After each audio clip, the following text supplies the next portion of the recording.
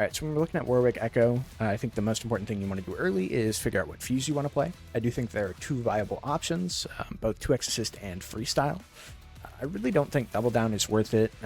This team can feel a little anemic damage-wise sometimes, but I don't think that the extra damage that double down provides outweighs the extra mix-up potential and neutral control of 2x assist and freestyle.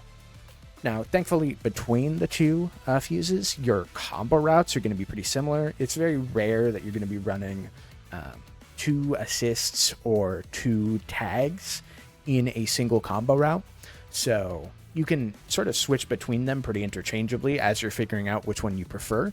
A lot of the differences come down to how they play neutral and what strengths of the team you specifically want to abuse.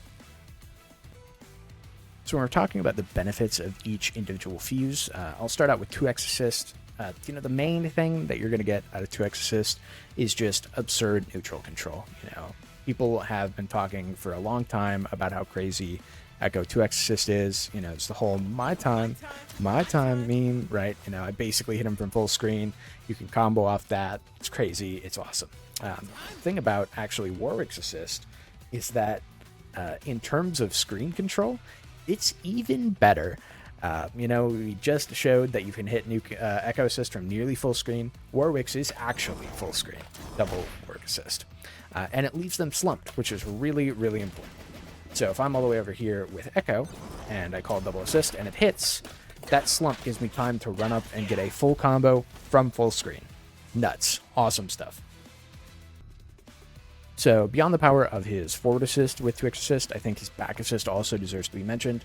And his back assist is just great in general. It's an awesome anti-air angle, and most importantly, leaves him airborne, so you can actually do high-low mix if you tag in him directly after doing the back assist. So for instance, you can go back assist and a tag into falling medium. You can do medium S2 S2 and get a triple overhead. You can do 2 falling lights, get a double overhead. You can just empty and go low.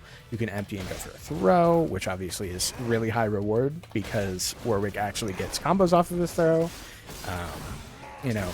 So it's a really, really scary position for your opponent to be in. And if it hits, you still get a full combo because you can tag in him, do a falling heavy, then do a medium into launcher, and fully convert. So really, really powerful stuff, and 2x assist gets access to it the most consistently out of any of the fuses because you can use forward assist to position Warwick exactly where you want.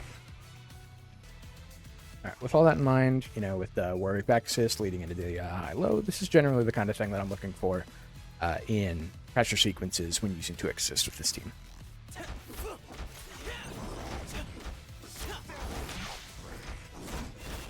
See, I got the double overhead there at the end.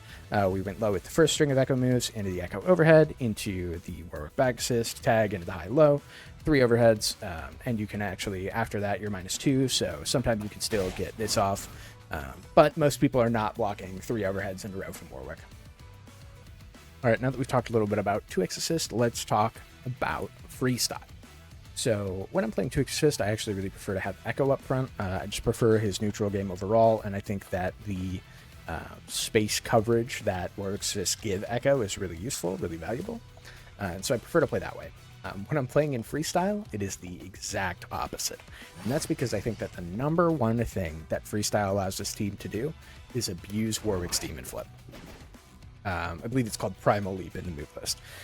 So normally, if you think about what people are going to do to counter this move, they're going to be parrying you, or they're going to go for an anti-air, right? And if they don't, then you just get reset for +5 to +10, just a billion plus frames directly in their face every time you go for the medium follow-up. So they can't really afford to just let you do this. They have to do something to stop you. And Ekko Assist covers a lot of the options that stop this move. So for instance, if you were to go and jump and then they go for an anti-air, you can actually just call an Ekko Assist and it will hit their anti-air as they're trying to do it because Ekko is grounded and anti-airs are only air invincible. So you can cover your approach. And also, more importantly, for this specific fuse, every time you do this, you can call an assist and get immediate sandwich mix. And their sandwich mix is pretty good. Warwick has a lot of ways to go into lows, go into overheads, all that kind of stuff. And also, Ekko does as well. Something else about Warwick that can be kind of frustrating for some team partners is that his S1 knocks down.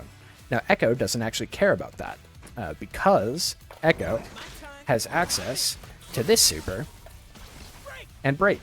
So if you are doing a freestyle mix and you knock them down with Warwick's S1, you can actually go directly into super 2, into break, and pick them up off the ground for a full combo. All right, so with all those strengths in mind, let's take a look at a typical freestyle sequence for this team.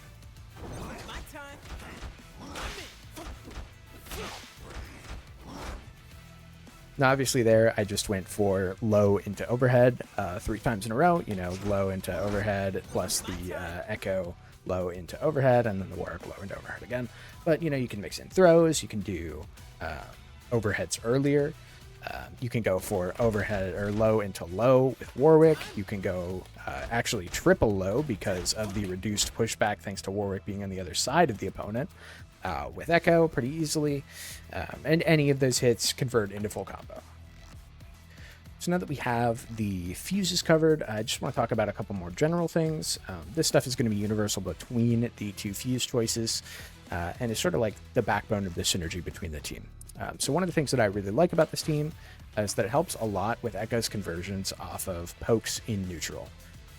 If you've been playing Ekko for a bit, you'll probably recognize a situation where you're about this range and you whiff your launcher, and so you can't really convert off anything. And most of the time, what you have to do in those situations is go into super, but that of course requires meter. So generally you'd be doing stuff like this, going into the big time under super, converting into this, and then you get like an extra follow-up after that, right? Warwick, actually, if you call forward assist after the S2, S2, can put them into a slump. And that's really useful for a couple reasons.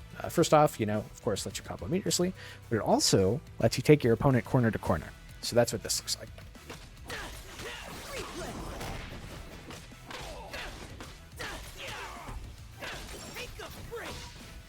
And you do have to go for just heavy after the S2 spike in the air. If you go for medium heavy, that first hit of take a break will whiff, and then you won't get a combo into the corner.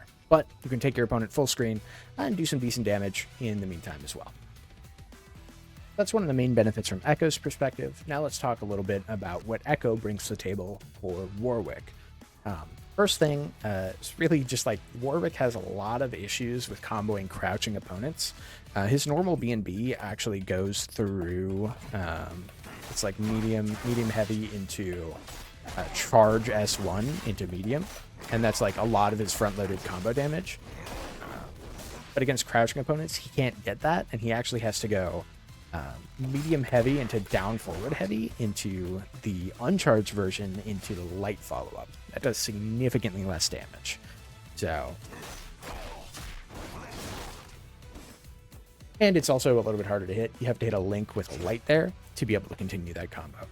Super big pain. It really sucks. I do not like it at all. And in Bloodlust, you actually don't need to deal with this, because in Bloodlust, you can just cancel your DP into the medium follow-up anyway, and it does more damage. But outside of Bloodlust, he has a massive problem with crouching opponents. He just whiffs all of his B&Bs, and it's really, really annoying. And so what Ekko does is it actually standardizes combo routes, whether your opponent is standing or crouching, and allows you to get a lot more damage, as well as fully build your Bloodlust in a single combo.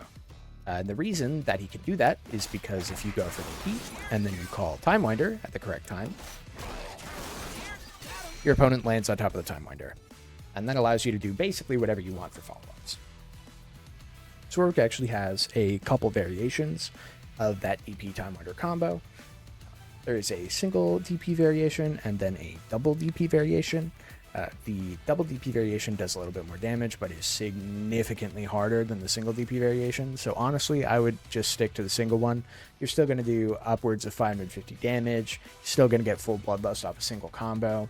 I don't really see a need to risk dropping something that is that much harder just for a couple extra damage. So this is what the single DP variation looks like.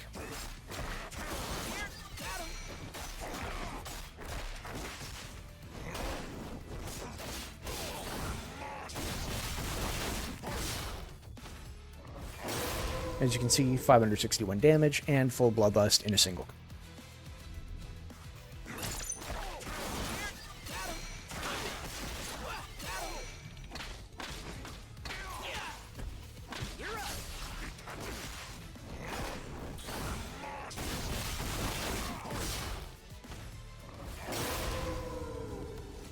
Alright, so now that you know like the baseline synergies and also some of the like general sauce of the team, I did just want to like run over a couple things that I find really frustrating about the team regardless, and then also talk about like a couple cheeky options that you can do. I don't think that they're good to do every single time, but they certainly do exist and they are fun. So first, let's talk about just like a couple of Warwick's big flaws. You know, you can deal with the fact that he struggles with crouchers with your assist, though that does eat up your assist, and then in Bloodlust he doesn't have the problem. But for some reason, they made it so that after his command grab, he very rarely ever gets a full use of his S2 Rekka. I think really what they did this for is for it to be like an extension off of a knockdown. So if you like knock somebody down and then go into this, then you can get the full extension. But outside of that, it's really rare that you're going to get that. So for like his standard B&B, which is this BP into the jump,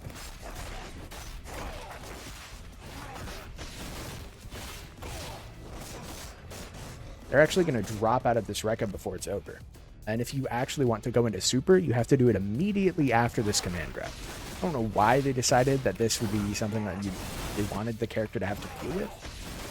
But it is, as far as I know, completely impossible to combo into the full Rekka after any sort of decently long combo.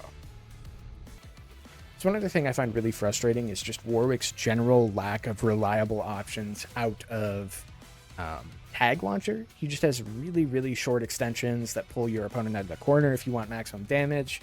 It's just like kind of a pain. And since Ekko loves converting into tag launcher a lot, it can be a little frustrating. So Ekko's general best corner combo is something like this.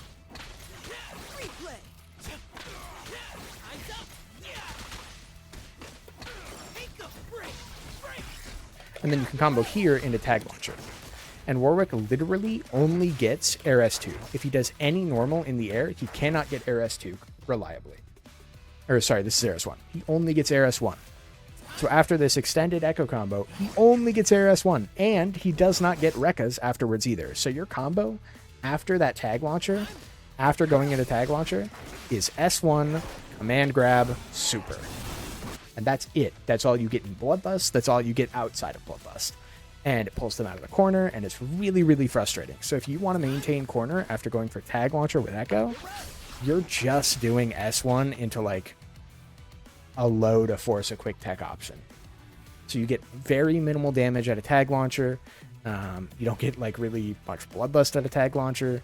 Very, very frustrating that this is the state of him. This one matters a little bit less just because generally if you're going to be doing tag launcher, most of the time it's from Ekko into your other character.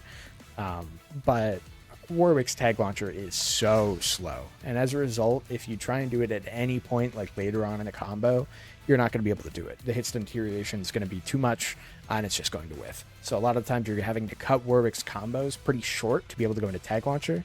So we're talking like that. Like that's all you get, you know? You don't get to do like extended combos with a tag launcher like Ekko can. Ekko can do like basically his whole combo, then go into tag launcher for extra damage.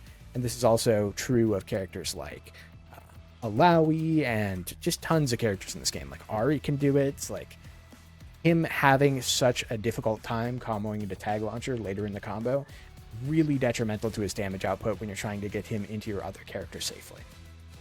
All right, so with that more frustrating stuff out of the way, I did just want to throw one more mix-up option your way as well.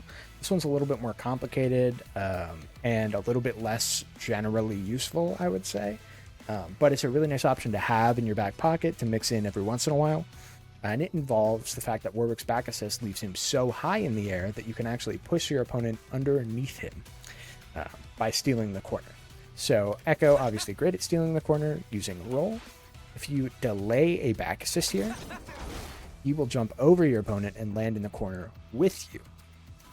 Now, something that's really interesting about this is that after you've shown your opponent that they need to be ready for that, and they'll probably start reacting to it, you can actually tag and stay same side. So it's ambiguous as to whether or not you're going to go across. If you do it with Ekko, then you get, advantage, and you can go for a mix into a tag into Warwick. If you tag immediately into Warwick, you get a high-low on the opposite side. It's a really fun option. I like to put it in as like the second mix-up of a string of mix-ups in my 2 Exorcist trains at times. But I do think it's way less good with freestyle, just because, again, you are kind of defeating the purpose of freestyle by leaving your opponent not sandwiched. All right, that's all I've got for you today. As this character is still really new, I definitely expect there to be more tech popping up in the coming weeks, but this should be more than good enough as a baseline to get you out there, get you cooking with the character, and give you a good foundation for the future when you're trying to build upon this with some of the more advanced stuff that comes out later. Anyway, hope you have a good one. Happy ranking.